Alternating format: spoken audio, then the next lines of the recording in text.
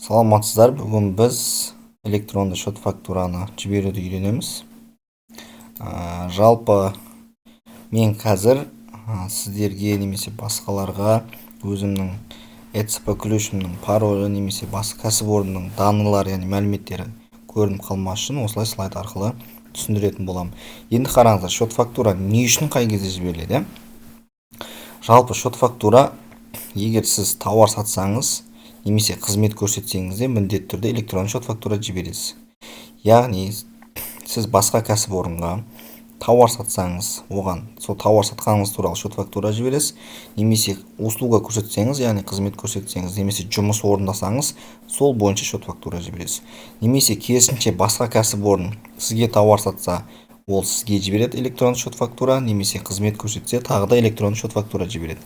Яғни тағы бір қайталап өтейік. Сіз тауар сатсаңыз, накладной бересіз, плюс еще тағы да қосымша электронды шот фактура жібересіз. Услуга көрсетсеңіз, акт бересіз, тағы да сол услуга бойынша электронды шот фактура жібересіз. Жалпы түсінікті, қай кезде не үшін жіберілетіні. Енді қараймыз. Шот фактура жіберу үшін бірінші сізде NCLR деген программа болу керек. Егер жоқ болса, сол sf.gov.kz сайты арқылы соның ішінен өзіңізге жүктеп алсаңыз болады. Мына бір жерде NCLR тұрады. Сол NCLR-ға барып, мышканың оң жағын басып, модульдерді басқару деген кнопкаға кіреміз. Сол кезде осылай модульдерін басқару NCLR парақшасы ашылады.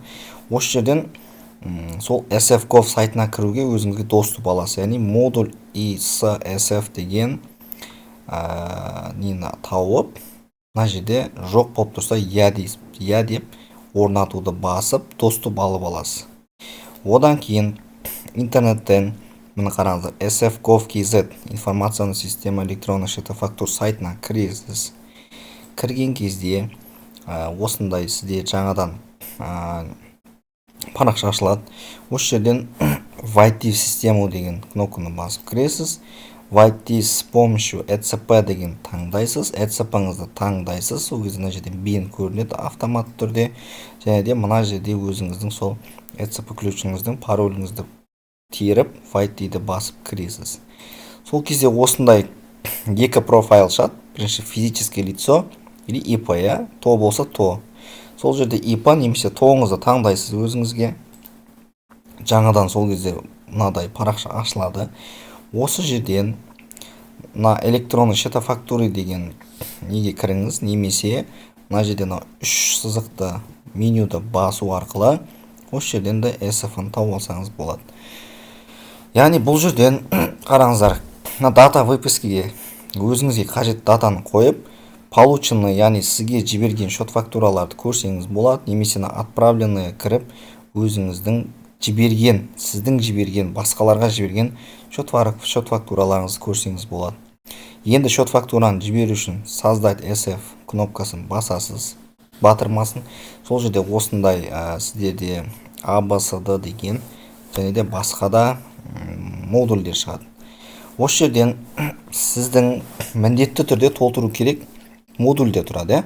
Яғни бұл жерде қызылмен жазылып тұрады өзі. Бірінші мынау, екінші мынауды поэтапна. Қараңыздар, осы жерде А модулінде номер учетный системаға өзіңіз шот фактураңыз номерін жібересіз. Бұл жерде номер қалай толтырылады? Жаңа жылдан бастап бірден басталады. Яғни осы уақытқа дейін қанша шот фактура жібердіңіз? Мысалы 3 шот фактура жібердіңіз ба? Енді бұл жіберіп жатқан 4-ші шот фактураңыз болса, онда номерге 4 деп қоясыз. Келесі жылы қайтадан бірден басталады. Түсінікті ғой. Мына жерде дата совершения оборота, қай күні товар саттыңыз немесе қызмет көрсеттіңіз, сол дата түседі.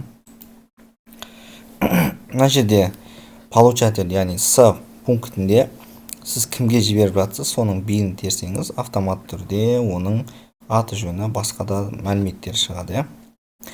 Одан кейін Е пунктін таңдайсыз. Бұл жерде Е пунктінде сіз договорға отырсаңыз, осы 27-1 деген пункт таңдап, мына жерде астына номер договорын, датасын барлық жазасыз. Ал егер договор келісімшарт жоқ болса, онда 27-2 деген пунктті таңдап, без договорын таңдайтын боласыз. Енді мына жерде G пункті бар. Бұл жерде не сатып жатсыз немесе қызмет көрсетіп жатсыз, сол туралы мәліметтерді енгізесіз. Бірінші признак происхождения товар, работ, услуг деген жерде бұл жерге не толтырасыз? Бұл жерге номер қоясыз. Мына жерде мен даныларды бердім. Осыдан көріп алсаңыз болады, яғни услуга көрсетсеңіз 6 деп қоясыз деген сияқты ғой. Осы жерде 1 2 3 4 5 6 деген 6 номер тұр. Осының қайсысы сізге сәйкес келеді, мына жерге сол номерді таңдайтын боласыз. Одан кейін номерді қойып болғаннан кейін мына жерде тауардың атын, басқа да код, товардың кодын қойсаңыз болады. Единица измерения таңдасаңыз болады. 5-шіге, яғни өлшем бірлігі. Штука немесе одна услуга деген сияқты. Товар болса штука немесе бір килограммен өлшенетін болса килограмм, или услуга болса одна услуга деп қоясыз. Кетеді ары қарай количество 6-шы, яғни неше штук немесе қанша рет услуга көрсетілген. Одан кейін 7-ге де қойсаңыз болады. Яғни цена деген ол товардың бағасы.